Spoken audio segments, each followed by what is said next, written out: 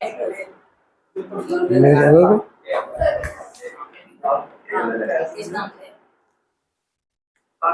Khalsa tutorials के नाम पे ही है, बिल्कुल आ जाएगा। एस डालियो लास्ट में, बस ट्यूटोरियल्स सबसे ऊपर मेरा ही आएगा। सब्सक्राइब करेगा, प्लेलिस्ट खुल जाएगी। फिर प्लेलिस्ट में जाएगा BST 12th, उसकी प्लेलिस्ट में तेरे को सब मिलेगा, सारे चैप्टर्स जो भी नहीं कराए वो मिल जाएंगे। इवन अगर मैथ्स अकाउंट्स कुछ और भी देखना वो भी देख सकते हो। टेलर और फेयोल के प्रिंसिपल्स में क्या फर्क है? वीडियो हो ना, देखियो। नीचे मीटर चल रहा है, रेड कलर का मीटर चल रहा है, नीचे नीचे रेड कलर का, बस ठीक है। वो नहीं, वो तो वैसे भी चलते हैं, वो तो वैसे भी चलते हैं, ये देखना है। कल छुट्टी नहीं है? कब तक?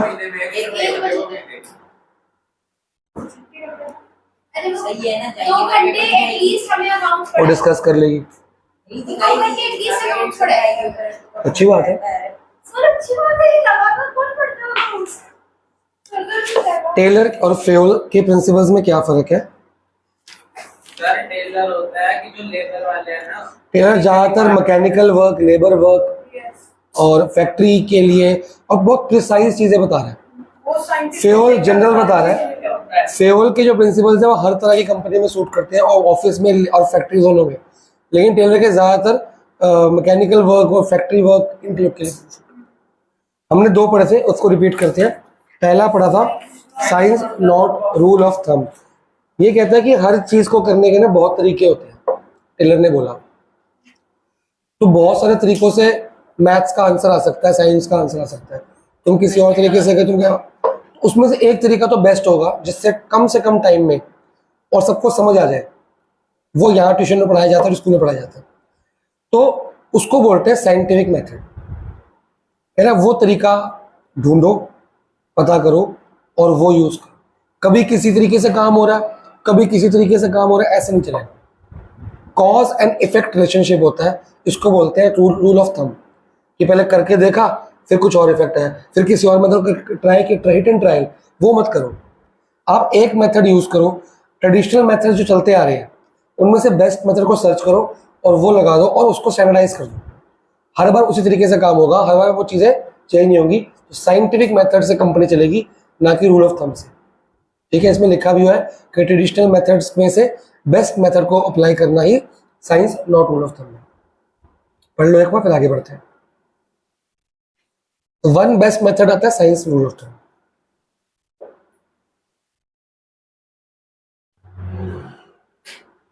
रूल ऑफ थंब मतलब हिट एंड ट्रायल या ट्रायल एंड एरर मेथड को रिप्लेस करो। इससे टाइम वेस्ट नहीं होगा, डुप्लीकेशन नहीं होगी, ओवरलैपिंग नहीं होगी, ऑप्टिमम यूटिलाइजेशन ऑफ रिसोर्सेज होगी। ये सारे काम अचीव हो जाएंगे, क्योंकि आप हर बंदे को पता है कि उसी तरीके से काम करना है। समझाने में टाइम वेस्ट नहीं हो रहा, उसको सोचने में टाइम वेस्ट नहीं हो रहा, सीधा काम दिया शुरू, काम दिया शुरू, काम दिया शुरू, ये काम है। ठीक है। सेकंड क्या है? हार्मनी। हार्मनी का मतलब पीस, शांति। तो कंपनी में मतलब लड़ाई झगड़े का माहौल नहीं होना चाहिए। टॉप लेवल को लेबर्स के साथ, लेबर यूनियन कहते हैं उसको, उनके साथ अच्छे रिलेशंस बनाने चाहिए, ताकि वो अपनी पॉलिसी समझा सके और लेबर्स अपनी प्रॉब्लम्स केरियर चेन के थ्रू वहां तक पहुंचा सके। अगर प्रॉब्लम्स पहुंची है तो उनको उस पर एक्शन मिलना चाहिए, उसको इग्नोर नहीं करना चाहिए। इससे क्या होगा, अगर इग्नोर कर देते हैं तो लेबर के मन में डिससेटिस्फेक्शन आएगी, फिर धीरे धीरे धीरे लड़ाइयाँ झगड़ा शुरू हो जाएंगे, फिर कॉन्फ्लिक्ट्स, रोज रोज स्ट्राइक्स होंगी, कंपनी के लॉसेस शुरू हो जाएंगे। इवन टॉप और लेबर के बीच की भी नहीं, पूरे डिपार्टमेंट, सब डिपार्टमेंट्स के आपस में, डिपार्टमेंट्स के अंदर में, बाहर में, सब जगह शांति का माहौल होना चाहिए, हेल्दी वर्किंग एनवायरनमेंट होना चाहिए। लड़ाई झगड़े का माहौल, रोज रोज कॉन्फ्लिक्ट होते रहेंगे, मैनेजर उसी को सॉल्व करता रहेगा। तो अगर मैनेजर उसी को सॉल्व कर रहा है, उसका टाइम वेस्ट नहीं होगा। तो इससे बचा कैसे जा सकता है, ऐसा माहौल कैसे क्रिएट किया जाए? तेरे पापा का मैसेज फीस के लिए आया था, उन्होंने कैसे पे करी है? तेरे हाथ भेजी है? नहीं, उनका मैसेज कुछ और आया है, SMS आया है, सर अर्थव की फीस पेड कर दी है, प्लीज आप चेक कर लो। कैसे पे करी है?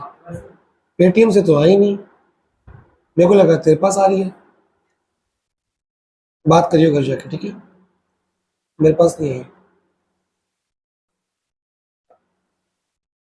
तो ये माहौल बनेगा कैसे, अभी कैसे आया जल्दी? हाँ, तो टर्मिनल निकाल। यूनिवर्सिटी को का अलग से प्लेलिस्ट है खाली, मतलब मैथ्स में नहीं जाना, यूनिवर्सिटी की प्लेलिस्ट ये लगे, उसमें तेरे को सेकंड वीडियो देखनी है। फर्स्ट 10 किया था ना क्लास, 2.1 की वीडियो अलग से सेकंड वीडियो है सबसे ऊपर, नहीं मिलती तो मेरे को दिखा। हाँ, कैसे मेंटेन करेंगे बताओ, ये आपसे प्यार मोहब्बत के रिश्ते कैसे मेंटेन करेंगे? ऑपरेट करेंगे। किसका रोल होगा ये करना? मैनेजर का। तो इसमें हमें लोगों के दिमाग से खेलना पड़ेगा, लोगों को इन्फ्लुएंस कन्विंस करना पड़ेगा कि यार तुम ऐसे, तुम ये तुम कोई बंदा गलत काम करो डायरेक्टली उसको बोलते तू पागल है, तू गलत करता है, तू समझा यार ये ऐसे नहीं करना, ऐसे करना। तो ये इतना आसान काम है क्या? तो मैनेजर को खुद भी शांति पीस में अपने अंदर पेशेंस रखना पड़ेगा, वही खुद ही इरिटेट होता रहेगा तो लोगों को कैसे करेगा? तो ये बड़ी टेक्निक लगती है। इसलिए इसी प्रिंसिपल का दूसरा भी नाम है मेंटल रेवोल्यूशन। इससे कंपनी में क्या आता है, मेंटल का पीस का, क्योंकि माइंड सेट करना पड़ेगा, एक एटीट्यूड में behavioural change.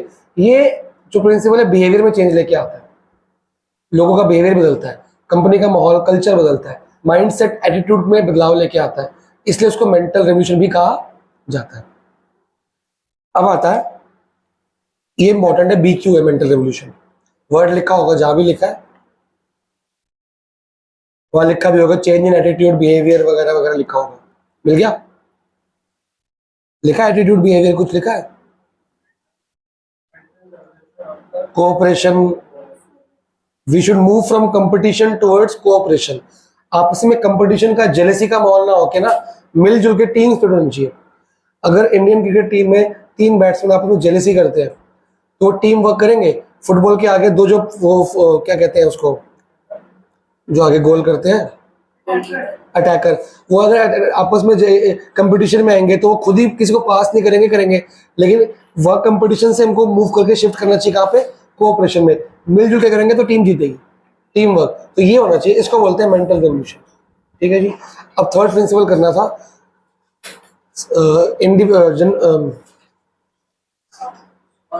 Cooperation not individual, कि अपने बारे में ना सोच के कंपनी के बारे में सोचो।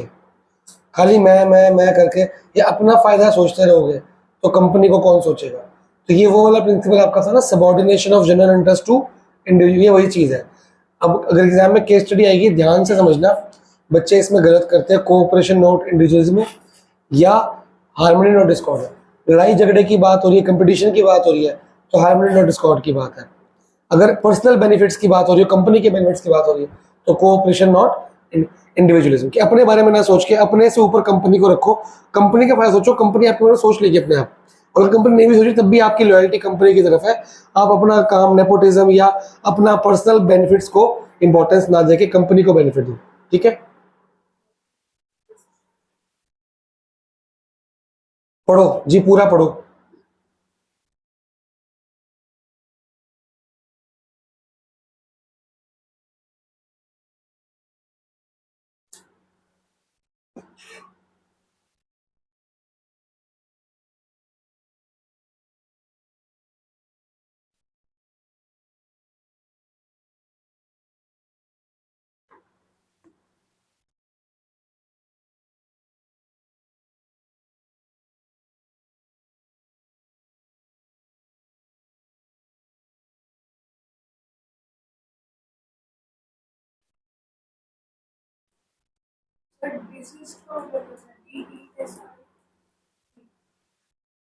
डिसीट, लाइन बोल।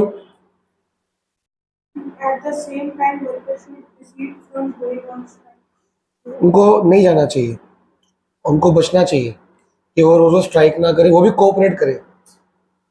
ये हार्मनी नॉट डिस्कॉर्ड का एक्सटेंशन है, उसी को आगे मूव किया गया है, लेकिन अलग प्रिंसिपल बनाया गया है। इसमें इसलिए बच्चों को कन्फ्यूजन होती है, तो कई बार टीचर बेनिफिट डॉट भी दे देती है। सबको अपने कर लिए, अपने ऊपर कंपनी को रखना चाहिए और आपस में कोऑपरेट करके ना।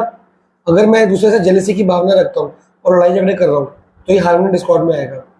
अगर मैं खाली भावना रखता हूँ और कंपनी का फायदा नहीं सोचता, खाली अपना सोचता हूँ, तो ये कोऑपरेशन नॉट डिस्कॉर्ड में आएगा। वो लाइन ध्यान से पढ़नी पड़ेगी, तो मैं कराऊंगा प्रैक्टिस। तो इसमें कंपटीशन की बात तो उसमें तो आगे दोनों में स्ट्राइक की बात दोनों में है, तो अगली लाइन क्या होगी, पूरी होल ऑन द होल क्या बात हो रही है उसमें बनना। हाँ, तो ये एक जैसे लगते हैं पर आपको ध्यान रखना पड़ेगा क्या बात हो रही है, प्रैक्टिस करा दूंगा मैं। लास्ट प्रिंसिपल है,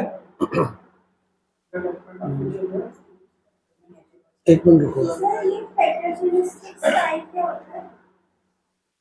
एक पैटर्न फॉलो करते रहना, दिस इज कॉल्ड, एक पैटर्न फॉलो करना है। इसमें एम्प्लॉयर अपने लेबर्स की हेल्प करता है, उनके बारे में ध्यान रखता है, कोऑपरेट करता है, उनसे मिलजुल के काम करता है, डेमोक्रेसी में काम करता है। कुछ दो फोटो भेज रहा हूँ ग्रुप में, आपको बताना है क्या है ये। आपके में है फोटो, है बुक में है कोई फोटो? चलो अच्छी बात है।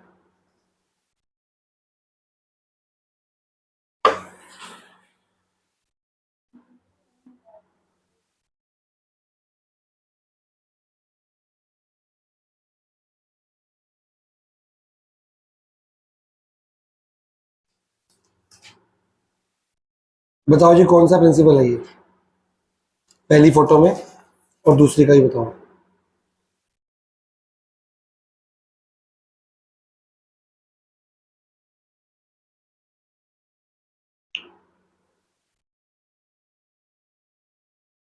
मिले,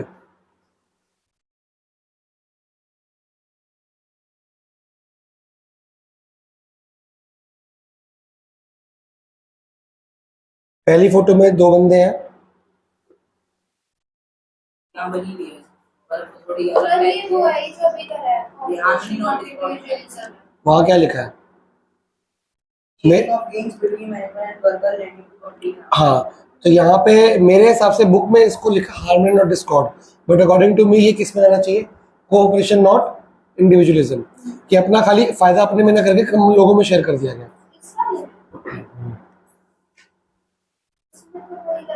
और दूसरे में मेरे को उसमें उल्टा लिखा है, कोऑपरेशन लिखा है, लेकिन वो हार्मनी लग रहा है कि no lunch time for today, उसको लंच टाइम ही नहीं दे रहा।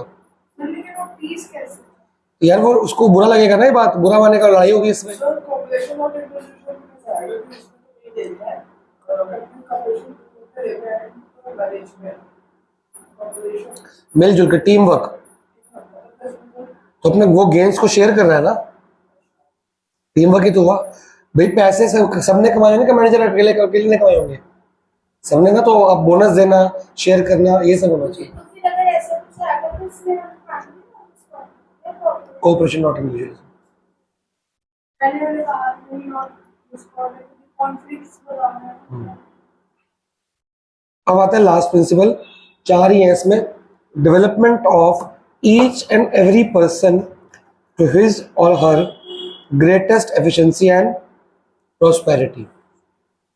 हर बंदे को एक मौका मिलना चाहिए, जो काम वो कर सकता है उसके बस की जो है, और जो उसको आता है, जिसमें वो माहिर है, स्पेशलाइज्ड है, वो काम उसको देना चाहिए, और उसको मौका देना चाहिए कि वो काम करते करते वो अपना प्रमोशन करा सके, अपनी स्किल्स को और मैच्योर कर सके।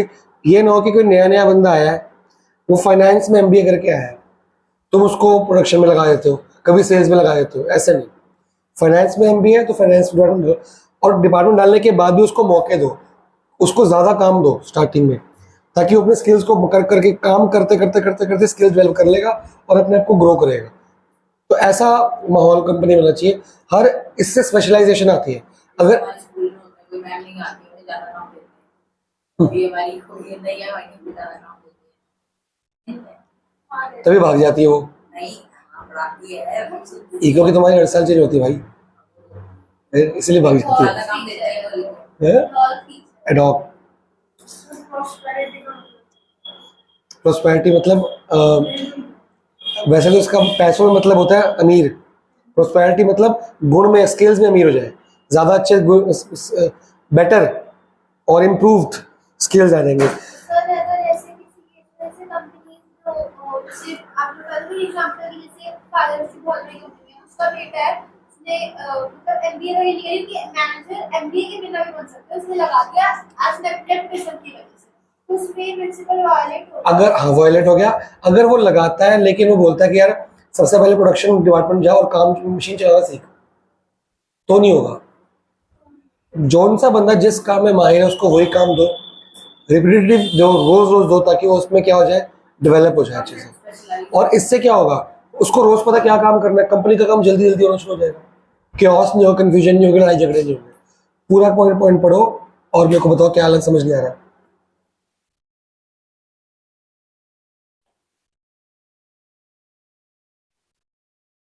उसको सिलेक्ट, यहाँ पे लिखा है साइंटिफिकली सिलेक्टेड, उसका सिलेक्शन बड़े ध्यान से करो कि वो तुम्हारे कंपनी में सूटेबल है कि नहीं। ये ना हो कि वो आके तुम्हारी कंपनी का माहौल ही बिगाड़ दे। और इंटरव्यू तभी तो होते हैं, आप स्टाफिंग पढ़ोगे ना, उसमें सिलेक्शन के ना बहुत सारे टेस्ट होते हैं, प्रोसीजर बहुत लंबा है। ऐसे ही तुमने जॉब का इंटरव्यू दिया तो जॉब मिल जाती है, उससे पहले बहुत सारे टेस्ट होते हैं, बहुत सारा स्टेजेस होते हैं। वो सारे स्टेजेस को पार करते करते करते लोग कम होते शुरू हो जाते हैं, लास्ट में 5-6 बंदे ही बचते हैं। उनमें सिलेक्ट किया था किसको रखा जाएगा, क्यों इतने स्टेजेस बनाए गए हैं, ताकि बेस्ट बंदा चुना जाए और वो कंपनी की डेवलपमेंट में हेल्प करेगा। वो खुद को, और उसको जब चुन लिया गया तो उसको बड़े ध्यान से साइंटिफिकली चुनो, और चुनने के बाद उसको मौके दो कि वो अपने आप को ग्रो करे, क्योंकि वो खुद को ग्रो करेगा, कंपनी अपने ग्रो शुरू हो जाएगी। उसको साइड में आइसोलेट मत दो कि नया नया बंदा है, उसको अच्छे से काम सिखाओ, उसको कंपनी का मतलब एक एम्प्लॉय की तरह, उसको फैमिली तरह ट्रीट करो उसको, ताकि वो कंफर्टेबल फील करे। पढ़ो।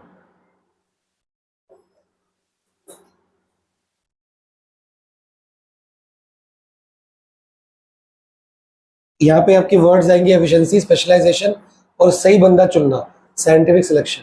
सही बंदे को चुनना ही सबसे मेन पहला काम होता है। उसमें scientific management also stood for worker development. कि वर्कर की डेवलपमेंट होनी चाहिए ना, तुमने चुना उसको, उसके वो काम सिस्टमेटिकली दो कि उसका काम, उसके उसके स्किल्स बढ़ते रहे। इतने ही वर्कलोड डाल दोगे तो ये करेगा, कंफ्यूज हो जाएगा। उसको सिस्टमेटिक खाली मत बैठने दो, सिस्टमेटिक तरीके से काम दो, पहले इजी फिर और मुश्किल फिर और मुश्किल, उसकी स्किल्स डेवलप करने के लिए हेल्प करो उसकी। जब वो पूरा स्पेशलाइज हो जाएगा सब काम में, तो कोई एक दिन ऐसा आएगा कोई भी काम कर सकता है, किसी भी लेवल का काम कर सकता है। एकदम उसको टफ लेवल क्यों दोगे आप, ये बात हो रही है यहाँ पे।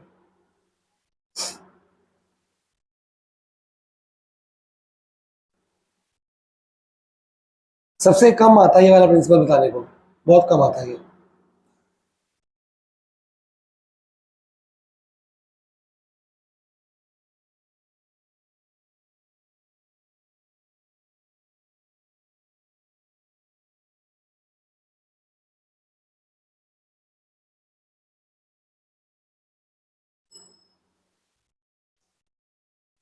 पढ़ लिया।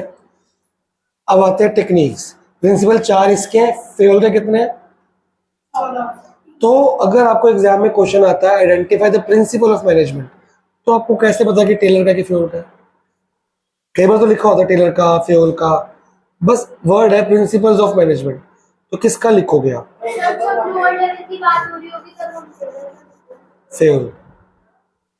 लोअर लेवल कुछ भी हो, अगर एक वर्ड लिखा है प्रिंसिपल्स ऑफ मैनेजमेंट और कोई बंदे का नाम नहीं है तो वो है फ्योल। अगर लिखा है प्रिंसिपल्स ऑफ साइंटिफिक मैनेजमेंट तो वो टेलर है। सिंपल सा रूल है ये सीबीएसई का।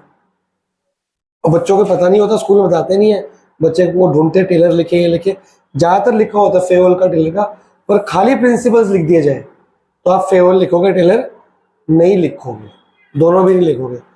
अगर प्रिंसिपल्स ऑफ साइंटिफिक मैनेजमेंट बोलते हैं टेलर को। अब आते हैं टेक्निक्स ऑफ मैनेजमेंट। टेक्निक्स में साइंटिफिक वर्ड नहीं होगा, मैनेजमेंट ही होगा, क्योंकि फेवल की टेक्निक्स तो आई नहीं, टेलर की ही है। तो टेक्निक्स में क्या करेंगे हम, टेक्निक्स लिखेंगे। तो पहली टेक्निक का मतलब काम कैसे होगा, वो टेक्निकल बातें एक एक चीज बताइए उसने। फेवल ने ओवरऑल बताया, इसने प्रिसाइज होके बताया। इसने बोला फंक्शनल, क्या है भाई फंक्शनल फोरमैन कौन होता है? सुपरवाइजरी लेवल का मैनेजर होता है। वर्करों का टीम लीडर, उसको खाली एम्प्लॉयज का नहीं, एग्जीक्यूटिव्स का नहीं, लेबर का, जो प्रोडक्शन डिपार्टमेंट नहीं होता, जो लेबर फैक्ट्री में काम करती है मशीनों पे, उनका जो टीम लीडर होता है उसको क्या बोलते हैं, फोरमैन। वो वर्कर अपनी सारी प्रॉब्लम है, वो खुद भी काम करता है, वो खुद भी लेबर ही है, फोरमैन खुद भी लेबर है, खुद भी मैले कपड़े पहन के काम करेगा, पर वो वर्करों का सरपंच है। Supervisory level. हाँ, लिखा है सुपरवाइजरी लेवल, जब पढ़ोगे ना आप, उसमें सारी फोरमैन है उसमें, एंड फोरमैन। फोरमैन। ये वर्करों का सरपंच है, वर्करों की बात, वर्कर को कोई भी प्रॉब्लम होगी तो इसको बोलेंगे, ये फिर ऊपर स्केलर चेन से मिडल तक पहुंचाएगा। ऊपर से कोई ऑर्डर आएगा, अब मिडल मैनेजर सबको थोड़ी बोलता रहेगा लेबरों को, वो फोरमैन को लगेगा भी काम ऐसा, ये क्वालिटी, ये क्वांटिटी, ये करना, वो नीचे करेगा। तो मेन जो ऑफिस में आता है, फैक्ट्री से उठ के बात कम्युनिकेट करके इंटरेक्ट करने के, नीचे से ऊपर, ऊपर से नीचे, वो होता है फोरमैन। तो हमने स्केलर उसमें फेवल के अंदर प्रिंसिपल था यूनिटी ऑफ कमांड, वो क्या कहता था? One boss. तो यहां भी बोला गया कि फोरमैन रखो, तो एक फोरमैन होगा तो वन बॉस हो गया, पर टेलर कहता है 8 फोरमैन होने चाहिए, 8 तरह के फोरमैन होने चाहिए। ये बिल्कुल ऑपोजिट है यूनिटी ऑफ कमांड की, उसको वायलेट करता है। उसमें बोला था कि 50 बंदों पे एक फोरमैन लगा दो, इसमें बोल रहा है कि हर लेबर पे 8 फोरमैन होने चाहिए, हर लेबर पे। टोटल जो 50 बंदों पे एक फोरमैन था ना, अब उन्हीं 50 बंदों पे 8 फोरमैन होंगे। वो आठों के आठों अपना अपना काम करेंगे, क्योंकि एक फोरमैन काम नहीं संभाल सकता, 8 बंदे अलग अलग काम करेंगे। और मैं पर्सनली, ये मेरी पर्सनल राय है कि ये प्रिंसिपल बिल्कुल, ये टेक्निक बिल्कुल बेकार है। तुम खुद देखना, इसमें कोई काम फायदा नहीं है। और बहुत कम फैक्ट्रीज है मेरे हिसाब से, मैं कई फैक्ट्री में घूमता फिरता था, मैंने कभी किसी को नहीं देखा कि 8 फोरमैन होंगे। 2 तक तो देखे हैं मैंने, कि एक फैक्ट्री संभाल रहा है, एक बाहर के परचेजिंग वगैरह संभालता है, 2 फोरमैन काम कर रहे होते हैं। 3 भी देखे एक आदमी जगह पे, बड़ी बड़ी फैक्ट्री में। 8 तो मैंने कहीं भी नहीं देखे। आप खुद बोलोगे, क्योंकि यहाँ पे 8 फोरमैन में 8 काम बांटे हुए हैं। मेरे हिसाब से ये काम 2 या 3 फोरमैन मिलकर कर सकते थे, एक फोरमैन 3-4 काम कर सकता होता है। देखो, तो एक पर्सन के ऊपर 8 मतलब जैसे हर लेबर के ऊपर 8 फोरमैन। अब 50 बंदों की लेबर की टीम है, उस पर एक कौन सा फोरमैन, उस पर 8 फोरमैन दिए, तो वो 8 के 8 फोरमैन हर लेबर को ऑर्डर दे रहे होंगे। तो अगर आपको ऑर्डर लेना है, आपको 8 बंदों से ऑर्डर लेना पड़ेगा। लेकिन ऑर्डर लेना कि मतलब जिस तरह का काम है उस तरह के फोरमैन से मिलना पड़ेगा। हर को काम अलग अलग है। पढ़ते हैं क्या लिखा है, अमन पढ़ियो। In the factory system, the foreman represents the manipulator's leader, manager मतलब मैनेजर होता है वो 3rd लेवल का। आगे whom the workers are in face-to-face contact on a daily basis. The ठीक है। foreman is the lowest ranking manager and the highest. Lowest manager हो गया, ठीक है, and the higher of the labours, ठीक है। आगे He is the period around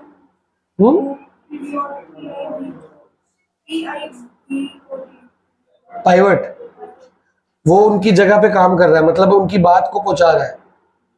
pilot around whom the roster entry entire production planning, implementation and control. ये सारा काम कौन करता है? फोरमैन, ठीक है। आगे Was the tailor's concern on improving the performance of this role in the factory setup. In the fact, he identified a list of qualities of good foreman/supervisor. Foreman should have intelligence, education, tact, grit. ये इतना नहीं लिखना आपने, आपने ऊपर की 3-4 line लिखनी है बस, ठीक है, क्योंकि ये आएगा, ये बहुत इंपॉर्टेंट है, वेरी इंपॉर्टेंट लिखो। ये अलग से 3 या 4 मार्क्स का आता है, तो 3 मार्क्स के अकॉर्डिंग अपने आप खुद बना लेना आंसर, जितना मार्क करना है अपने हिसाब से कर लेना। मेन इसमें डायग्राम आना चाहिए। फ्लो चार्ट दिख रहा है आपको, वो है। अब सारे, उसने बोला कि फैक्ट्री मैनेजर दिख रहा है, फैक्ट्री का काम 2 हिस्सों में बांट दो, planning in-charge and production in-charge. अब प्लानिंग इंचार्ज के अंदर क्या आ गया? 4 तरह के क्लर्क्स आ गए, और प्रोडक्शन इंचार्ज के 4 तरह के अलग फोरमैन आ जाएंगे। ये सब फोरमैन है। ये 8 के 8 फोरमैन, नीचे लिखा है वर्कर, हर वर्कर को ये 8 के 8 फोरमैन ऑर्डर दे रहे होंगे। अब इनका रोल्स पढ़ने और रट्टे मारने इसको। पहला है इंस्ट्रक्शन। प्लानिंग इंचार्ज क्या करते होंगे? ये सारे फोरमैन क्या करते होंगे? प्लान डिसाइड करना। कोई काम नहीं करते हैं, सिर्फ मीटिंग करते हैं आपस में और दिमाग लगाते हैं, बातें करते हैं फालतू की। हाँ जी, इकट्ठा ही आंसर आता है, अकेले का नहीं आता। अकेले का एक आता है, बताऊंगा कौन सा आता है। हाँ, तो कैसे बता। फिर है, पहला है इंस्ट्रक्शन कार्ड क्लर्क। ये क्या करता है बताओ? Drafting instructions for worker. Drafting मतलब देता नहीं है इंस्ट्रक्शन, बनाता है कि एक ड्राफ्ट तैयार करेगा, ब्लूप्रिंट तैयार करेगा कि काम कैसे कैसे होना है, किसको कब ऑर्डर देना है, किससे कब ऑर्डर देना है, टाइम सेट करेगा, क्वालिटी चेक करेगा, सब कुछ एक पूरा ब्लूप्रिंट तैयार करेगा कि सुबह से लेकर रात तक काम होना कैसे, रोज को रोज ये काम करेगा ये। सेकंड कौन है? Root clerk. रूट क्लर्क ये बताएगा कि प्रोडक्शन जब रॉ मटेरियल आया है तो कहाँ से कैसे कैसे किस किस स्टेज से होता होता फिनिश गुड तक जाएगा, पहले क्या काम होना है, सेकंड क्या काम होना है, थर्ड क्या काम होना है, फोर्थ क्या काम होना है, स्टेप्स तैयार करेगा ये, प्रोसीजर तैयार करेगा, किस रूट से काम होगा, ए विंग से जाओगे, बी विंग से जाओगे, घूमने फिरने का रास्ता, गुड्स के जाने का रास्ता और स्टेज, ये सारा काम कौन करेगा? Root clerk. क्या ये रूट वाला काम इंस्ट्रक्शन वाला बंदा नहीं कर सकता था? वो सुबह इंस्ट्रक्शन का ड्राफ्ट तैयार करा, रोज थोड़ी करना होता होगा, 5 दिन चल जाता होगा, रूट तैयार करा तो महीने चलता होगा आराम से, ले काम। तीसरा टाइम कॉस्ट। ये बताएगा कि हर काम को करने का फिक्स टाइम सेट कर देगा, पहले से स्टैंडर्ड कर देगा कि ये काम इतने देर में होना चाहिए, तेरा काम इतने में, ये वाला काम इतने में, इतना में, और उसमें कितना खर्चा आना चाहिए वो सेट करेगा। ये मेजर भी करेगा फिर स्टैंडर्डाइज भी करेगा, रोज रोज मेजर करता रहेगा, स्टैंडर्डाइज करता रहेगा और लेबर्स को बताता रहेगा। तो लेबर को पता रहेगा कि यार ये काम इस टाइम में होना चाहिए, मेरे टाइम एंड कॉस्ट क्लर्क ने बता रखा है। कभी टाइम ऊपर जा रहा होगा या कॉस्ट ऊपर जा जाएगी, इमीडिएटली एक्शन में आएगा फिर कि क्यों जा रहा है, रॉ मटेरियल क्यों वेस्ट हो रहा है, कॉस्ट बढ़ रही है, डिलेस क्यों हो रही है, ये इमीडिएटली आएगा। टाइम और क्वालिटी कॉस्ट पे कंट्रोल इसका होता है। ठीक है, अगला ये क्या करेगा? Harmony not Discord. कंपनी का माहौल सही है, यूनिफॉर्म पहन के आए हो, पेनल्टी है, हेड बॉय हेड गर्ल नहीं होते मॉनिटर, ये वो है, ये घूमता रहेगा, बस देखता रहेगा सब बढ़िया चल रहा है। पेनल्टी देखो, गलत का कोई रिसर्च से पहले बीड़ी फूक रहा है, चाय पी रहा है, रोटी खा रहा है, उसको पकड़ लेगा ये। कोई बैठ के बातें कर रहा है, कोई मोबाइल देख रहा है, उसको पकड़ लेगा। ये कंपनी में चौकीदार है, पेनल्टीज लगती है भाई साहब, सैलरी काट लेते हैं, ठीक है ना। इसका काम है डिसिप्लिन मेंटेन करना। तो ये छोटे छोटे काम 8 बंदों में बांट रहा है। अगला ये करे, अब जो टाइम एंड कॉस्ट क्लर्क ने क्या बताया था, कितने टाइम में और कितने कॉस्ट में काम होना चाहिए, ये उसको चेक करेगा, वो बताएगा, चेक ये करेगा, वही चेक कर लेता, वेला काम है ना। ये करेगा कि टाइमली हो रहा है नहीं हो रहा, इमीडिएटली उसको स्पीड करने में हेल्प करेगा, खुद भी काम करेगा, खुद लग जाएगा लेकिन काम जल्दी खत्म कराएगा।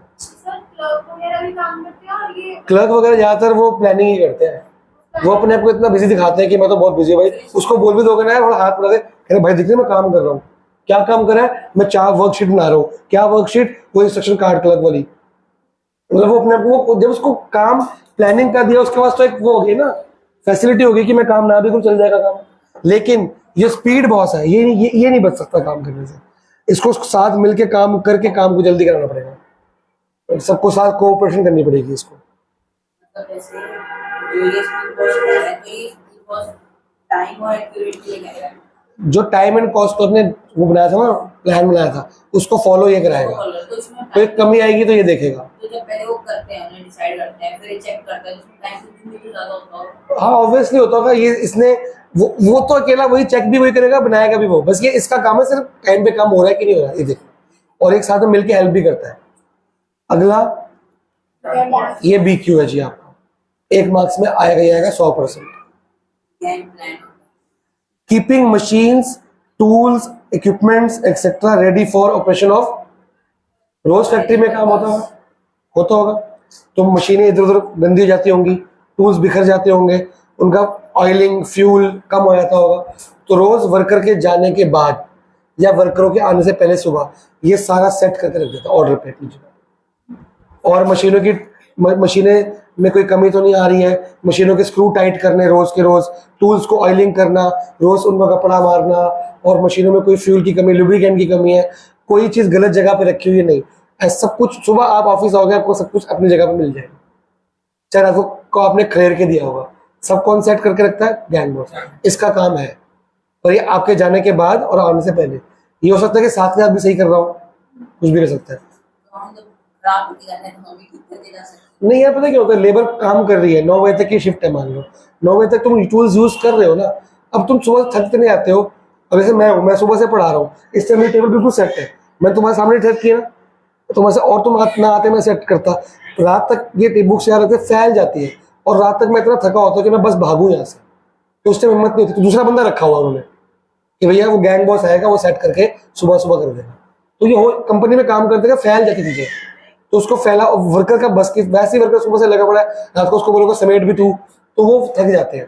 कर तो वो देंगे, मान तो जाएंगे, लेकिन गैंग बॉस बना देंगे यार ये काम तू कर, तो वो जाने के बाद करे, आने के पहले करे। मोस्टली सुबह जल्दी आके करता है क्योंकि रात को वो भी थका होता है, वो तो काम कर रहा होगा ना कुछ लोडिंग अगर रॉ मटेरियल गलत जगह रख दिया, सही जगह रखवाएगा उसको। लास्ट कौन सा है? नहीं, अभी तो रिपेयर बॉस। मशीनों की टूट फूट, कुर्सियां टूट गई, मशीनें टूट गई, लिफ्ट खराब हो गई, रिपेयर कौन कराएगा? तो मेरे हिसाब से गैंग बॉस ही रिपेयर बॉस हो जाना चाहिए था। जो सही जगह रख रहा है उसको पता भी होगा क्या खराबी आ रही है, वो टाइम पे रिपेयर भी कर देगा। तो कोई अगर वर्कर काम कर रहा है, उसको लग रहा है मशीनें स्लो चल रही है, तो किसको बताइए? केस स्टडी थी, स्लो चल रही है तो किसको बताएगा? गैंग बॉस को कि रिपेयर बॉस को? Repair boss. स्लो चल रही है ना, तो उसको ठीक कराएगा। फिर रिपेयर बॉस देखता है कि इसमें तो तेल ही कम है, फिर वो गैंग बॉस को बोलेगा कि तेल डालना था खाली, तू डाला क्यों नहीं? अगर टूटेगा तो रिपेयर बाहर से बंदा बुलाएगा, खुद रिपेयर करेगा। हर बड़ी कंपनियों में ना एक रिपेयर क्लर्क होता है, रिपेयर बॉस होता है, जो साथ के मशीनें टूट ठीक कर दे, रोज बंदे को बुलाना ना बड़ा मुश्किल होता है ठीक करने वाले को। अगला है, ये क्या चेक करेगा कि जो माल बना है वो क्वालिटी का बना है कि नहीं बना, सही जितनी क्वालिटी बनाई बताई गई थी उस क्वालिटी का बना। वो क्वालिटी किसने बताई होगी? इंस्ट्रक्शन कार्ड क्लर्क ने। उसको किसने बताई होगी? मिडिल लेवल ने।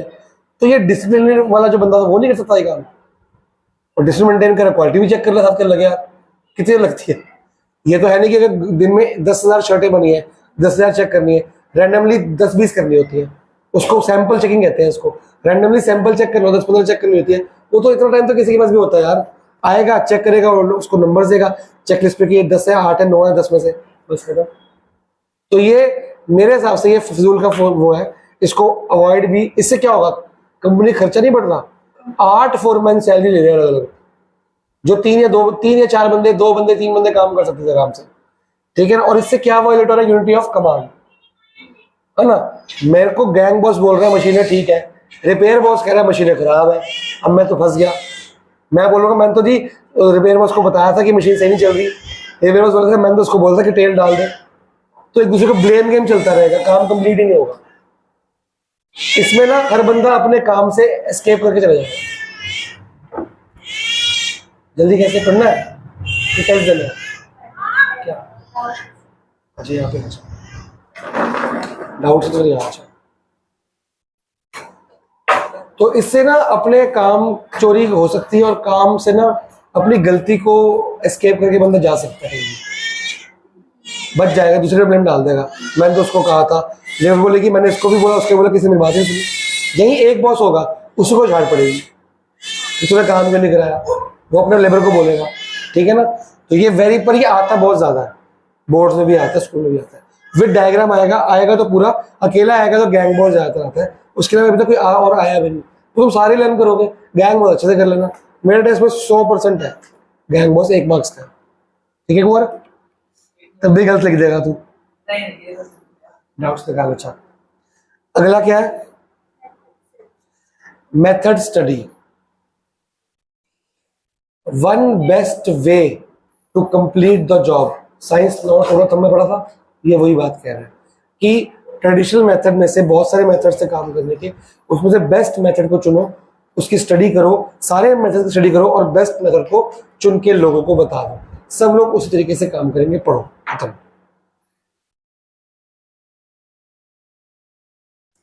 वो मेथड कौन सा, क्या लेके आता होगा? इफेक्टिवनेस की एफिशिएंसी?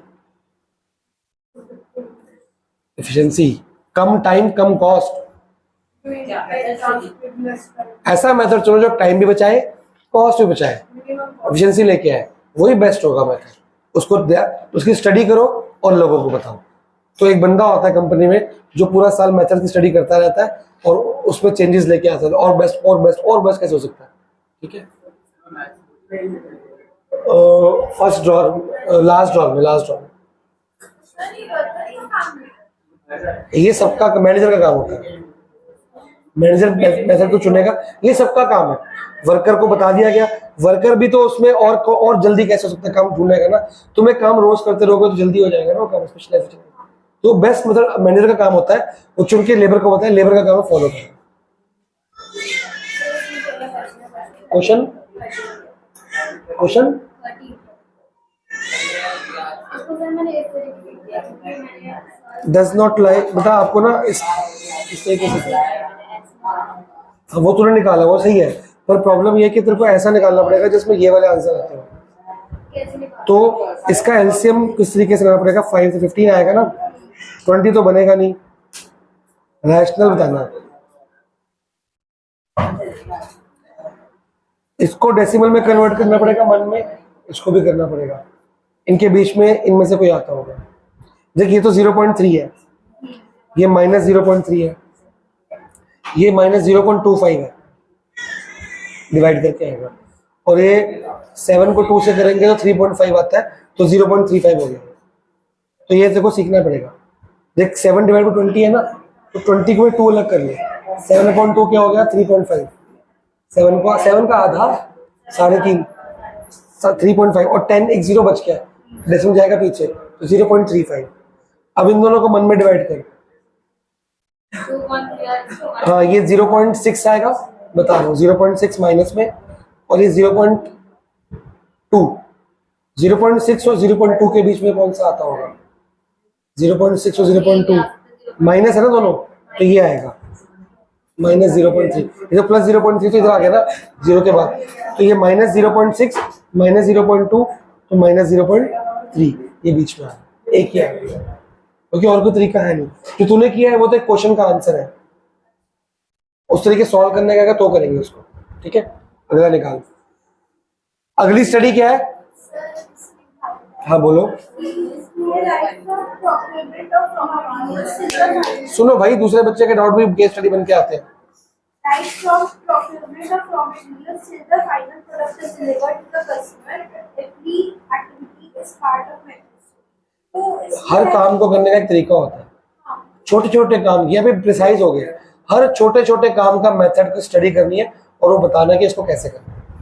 मशीन कहाँ से खरीदना है, वो आएगा कैसे, वैन से आएगा, ट्रक से आएगा, रिक्शे से आएगा, वो एक मेथड है। फिर वो लोडिंग अनलोडिंग कैसे होगी, ट्रॉली से होगी, सिर पे होगी, रेल से होगी, कैसे होगी, हर फिर लोडिंग लोडिंग होगी।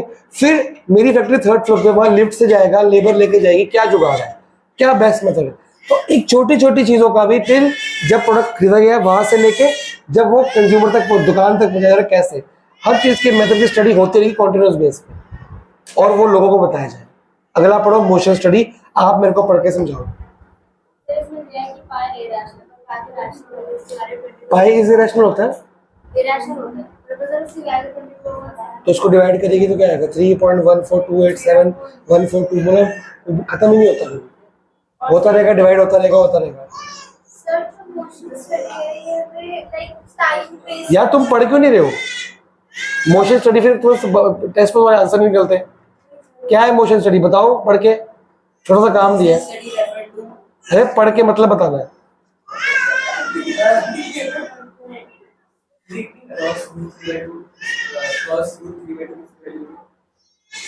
कॉस की टेबल में √3/2 30 डिग्री π/6 है। आप मूवमेंट की स्टडी करो, जब मेथड की स्टडी कर रहे थे ना, मूवमेंट लेबर यहाँ से वहां जा रही है, नहीं जा रही, रॉ मटेरियल कहाँ से आ रहा है, ऐसे आ रहा है कि लंबे रूट से आ रहा है, तो फालतू की मोशंस क्या कर दी जाए, हटा दी जाए। जैसे 1 मिनट रुक जाए, जैसे मैं एक मशीन पे काम कर रहा हूँ, मेरे को बार बार ना एक टूल चाहिए होता है कुछ टाइट करने के लिए, कुछ घुमाने के लिए, मैं घुमाता हूँ कुछ बनाता हूँ, 10 मिनट दोबारा घुमाता हूँ फिर कुछ बनाता हूँ। वो टूल कंपनी में 5-6 ही हैं, मशीनें 15-20 हैं, तो एक सेंट्रल जगह रखी हुई है, तो मैं हर 10 मिनट उठता हूँ, उठाता हूँ और लेता हूँ। ये है फालतू की मोशन, कंपनी और परचेज करके मेरे को यहाँ पे रख दे, ऐसे उठाऊं किया, ऐसे उठाऊं किया, तो मेरी फालतू की मोशन खत्म होगी। ठीक है, जिस फैक्ट्री में काम हो रहा है, कंपनी में बहुत सारे फ्लोर्स होते हैं, डिपार्टमेंट्स होते हैं, हर डिपार्टमेंट में एक वॉशरूम बनाओ, ताकि किसी को वॉशरूम जाना हो तो लंबा घूम के ज़्यादा टाइम वेस्ट कर रहा है। कहाँ से टाइम, मतलब फालतू की मूवमेंट्स बच सकती है। स्टेयर से ना लेबर को बोलो जाने के लिए, लिफ्ट से बोलो सामान लेके जाए, जल्दी पहुंचेंगे वो। तो ये कौन सी मोशंस, मतलब फालतू की मूवमेंट जो है उससे टाइम वेस्ट होता है और कंपनी का नुकसान होता है, कम सामान बनता है, कॉस्ट बढ़ जाती है। ये फालतू की मोशन की स्टडी करो, बेस्ट मोशंस को रखो, फालतू मोशंस को हटा दो। ऐसे बहुत जगह हो, जैसे अब तुम पढ़ रहे हो, तुम्हें प्यास लगेगी, तुम्हें बाहर जाना पड़ेगा, रैबर यहाँ पे रखा हो तो इमोशन बचेगी, पर तुम लोग उसमें क्या करते हो, वो बंदे को तंग करते हो तुम, वो एक मजबूरी में रखा है, पर ये फालतू की इमोशन है, बच सकती थी। मेरी बुक्स कहाँ पड़ी है बाहर, या तो मैं किसी बंदे को भेज रहा हूँ, खुद जाता हूँ, ये फालतू की मोमेंट है, मेरे पास एक यहाँ पे रैक होना चाहिए था, पर स्पेस कम केस मैंने बाहर रखा हुआ, तो ये फालतू की इमोशन है, ये स्टडी करो, इसको रिमूव करो। कैसे रिमूव हो सकती है ये सोचना आपका काम है। बड़ा भर जाएगा टेबल, फिर वो गिरती रहेंगी रोज रोज। मैं दो दो करके लाता हूँ, 2 ले आऊँ, फिर 2 रख के आऊंगा, 2 ले आऊंगा, या किसी बच्चे को बोल दूंगा अगर भूल गया तो मैं, बुला देगा कोने वाला, जैसे इस कोने को बोलते पानी पिला, उस कोने को बोलते बुक ला, सिंपल। हाँ अर्थव बोल, अगला पढ़ो टाइम स्टडी, फिर आपकी वो अकाउंट स्टार्ट करेंगे। चल तू बता। क्वेश्चन नंबर 9 इसमें मुझे बहुत है कि लास्ट वाले डिपार्ट होते हैं, तो अगर हम दो राशन को भी मल्टीप्लाई करें तो राशन को वो स्टेटमेंट में ले सकते हैं। वो कभी कभी रैशनल भी बन जाता है, जैसे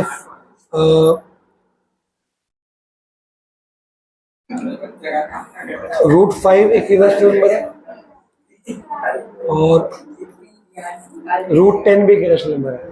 जब इसको मल्टीप्लाई करूंगा तो √50 आएगा, वो रैशनल बन सकता है। ये सही एग्जांपल नहीं दिया मैंने, ऐसे होता है कई बार हम 2 इरेशनल को मल्टीप्लाई करते हैं, रैशनल बन जाता है। ठीक है, वो बड़ी क्लास में आपको 10th तक लगेगा। और एक क्वेश्चन नंबर 40 कैसे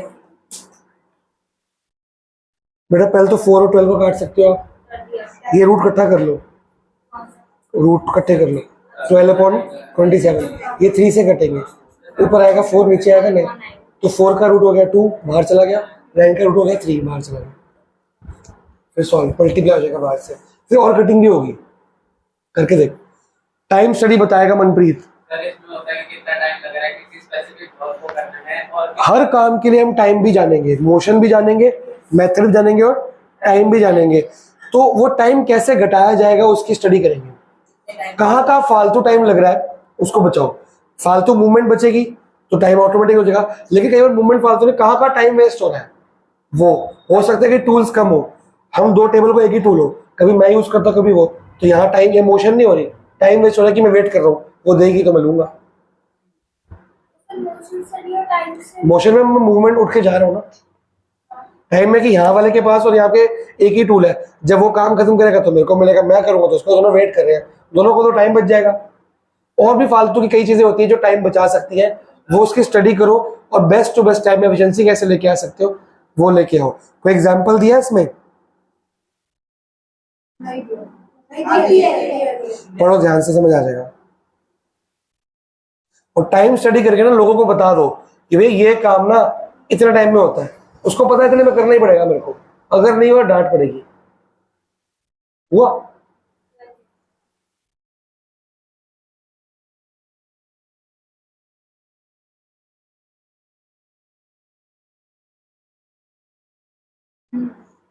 एग्जाम्पल समझ आया? नीचे कुछ लिखा है कि ये time study will depend on वगैरह वगैरह कुछ लिखा है ऐसा?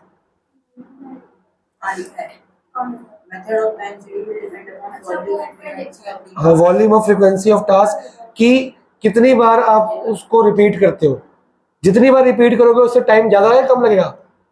कम लगेगा। अब बार बार एक ही काम रिपीट करो तो आप वो काम की स्पीड बढ़ नहीं जाती? आपने कभी भी काम किया होगा, पहली 2 बार 3 बार वो दिक्कत आ रही है, लेकिन वो एकदम रूटीन, वो लय में आ जाता काम। ठीक है, the cycle time of operation, कितनी वो काम कंप्लीट करने के बाद दोबारा वो काम आपको किस साइकिल के बाद मिलता है, वो जितनी देर से मिलेगा उतना आपका टाइम वेस्ट होगा, जितनी जल्दी मिलेगा उतना आपको फायदा होगा। Continuous process. तीसरा टाइम मेजरमेंट कॉस्ट, कि टाइम को मेजर करने के लिए भी तो खर्चा है, एक बंदा टाइम को मेजर तो कर रहा है कि कौन सा काम कितने देर में खत्म हो रहा है, और वो बता भी रहा है आपको, जो आपका टाइम एंड स्पीड बॉस है बता रहा है ना आपको, क्लर्क सॉरी, कितनी देर में वो मेजर भी तो कर रहा होगा, तो उसकी कॉस्ट भी आती है मेजर करने के लिए, क्योंकि जब तक वो मेजर कर रहा है तब तक वो खाली बैठा हुआ है और वो खाली मेजर कर रहा है। मेजर करने के लिए इंस्ट्रूमेंट्स यूज होंगे, मेजर करने के लिए वो एक लेबर को देख रहा होगा, फिर किसी और लेबर को देख रहा होगा, उससे बात कर रहा होगा, तो इसके ऊपर भी ये टाइम स्टडी डिपेंड करती है। इसकी स्टडी भी करनी, मतलब खाली ये नहीं कि टाइम कितने में काम कितने में कंप्लीट हो रहा है, ये नहीं, कि काम उसको दोबारा कब कितनी देर मिल रहा है, रिपीट कितनी देर बार हो रहा है, फ्रीक्वेंट उसकी फ्रीक्वेंसी कितनी जल्दी जल्दी है, कितना ज़्यादा काम वो करता है, और उसको मेजरमेंट के लिए खर्चा कितना है, ये भी आपको ध्यान में रखना पड़ेगा। ठीक है, तो आरजा आ गई, क्लास बंद करते हैं, will start with accounts. Hello, Salal क्यों रखी है? तो नींद आ गई, सो मम्मी को मैंने कहा सोती रहती है, मम्मी से बात करिए उठ के, ये तो आ रही है, उन्होंने कहा था आती बात करा देना।